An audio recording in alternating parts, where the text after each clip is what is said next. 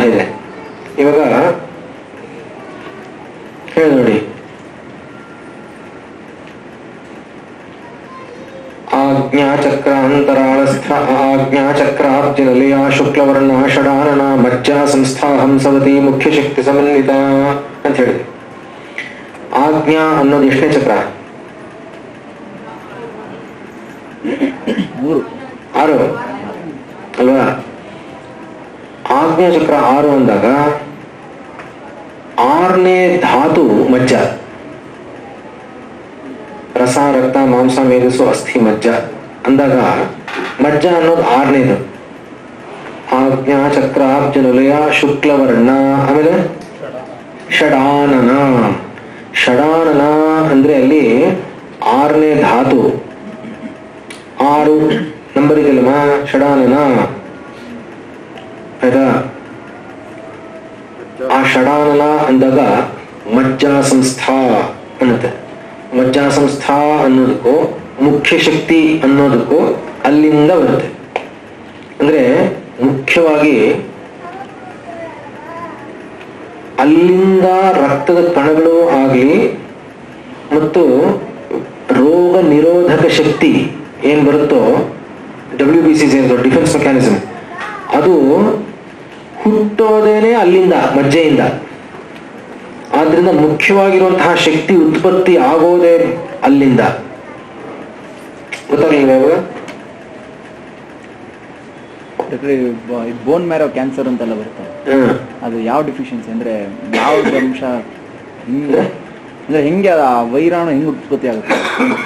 ಏನಿಲ್ಲ, ವಾತ ಪ್ರಧಾನ, ಎಲ್ಲವೂ ವಾತ ಪ್ರಧಾನ. ಕ್ಯಾನ್ಸರ್ ಅನ್ನೋದನ್ನೇ ವಾತ ಪ್ರಧಾನ. ತ್ರಿದೋಷ 3 ಸೇರ್ಕೊಳ್ಳುತ್ತೆ, ಆದ್ರೆ ಅದರಲ್ಲಿ ವಾತ ಪ್ರಧಾನವಾಗಿರುತ್ತೆ. ಏನ್ ವಾತ ಪ್ರಧಾನ ಅಂದ್ರೆ ವಾಯು ಅಂದ ತಕ್ಷಣ ವಾಯು ವಿಭಜತಿ ಅನ್ನತ್ತೆ. ವಾಯು ವಿಭಜತಿ, ಅದರಿಂದ multiplication of the cell, growth. ವಾಯು ಅಂದ್ರೆ ಗ್ರೋತ್, ಚಲತ್ವ. 0, 2, 4, 8, 16, 30 ಹೋಗ್ತಾ ಇರುತ್ತೆ. ಹಾಗೆ 1 ನಿಮಿಷ ಕೊಟ್ಟೋಗುತ್ತೆ.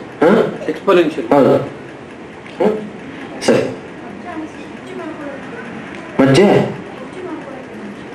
ನೆನೆ ಹೇಳಿದ್ರಲ್ಲ, ಸ್ವಲ್ಪ ಹಂಗೆ ಮಾಡ್ಬೇಕು. ಮಜ್ಜೆ ಹೆಚ್ಚು ಮಾಡ್ಕೊಳ್ಳೋದು ಅಂದಾಗ ಜಿಡ್ಡಿನ ಅಂಶ ಚೆನ್ನಾಗಿ ತಗೋಬೇಕು ಅಂತ ಅರ್ಥ.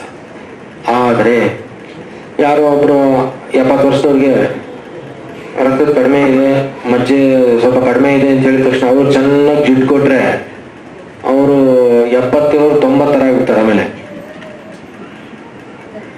ಅಂದ್ರೆ ಜಿಡ್ಡು ಕೊಟ್ರೆ ಮಜ್ಜೆ ಆಗತ್ತೆ ಅನ್ನೋದು ಶಾಸ್ತ್ರ ಹೇಳ್ತಾ ಇರುವಂತಹ ವಿಷಯ.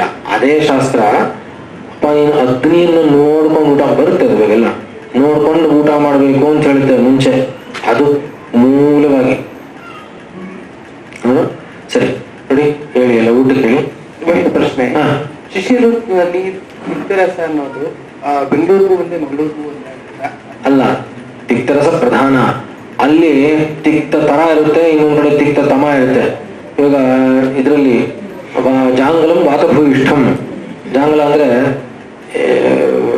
ಗುಲ್ಬರ್ಗ, ರಾಯಚೂರು, ರಾಜಸ್ಥಾನ್, ಇದೆಲ್ಲ ಡ್ರೈ ಏರಿಯಾಸ್, ಅಲ್ಲಿ ಜಾಸ್ತಿ ಇರುತ್ತೆ. ಅಲ್ಲಿ ಇದೇ ಜಾಸ್ತಿ, ಅದಕ್ಕೆ ಆ ಸ್ಥಳಕ್ಕೆ ಅದು ಇನ್ನೂ ಜಾಸ್ತಿ. ಗೊತ್ತಾಗ್ಲಿಲ್ಲ? ಹಾಗೆ ಹೇಳಿ ಎಲ್ಲ ಊಟಕ್ಕೆ ಹೇಳಿ, ಬೇಗ ಬೇಗ. ಜ್ಞಾಪಕ ಇಟ್ಕೊಂಡು ಬಂದ ತಕ್ಷಣ ಕೇಳ್ಬೇಕು. ಏನ್ ಡೌಟ್ ಹೇಳ್ಬಿಡಿ ನೀವು.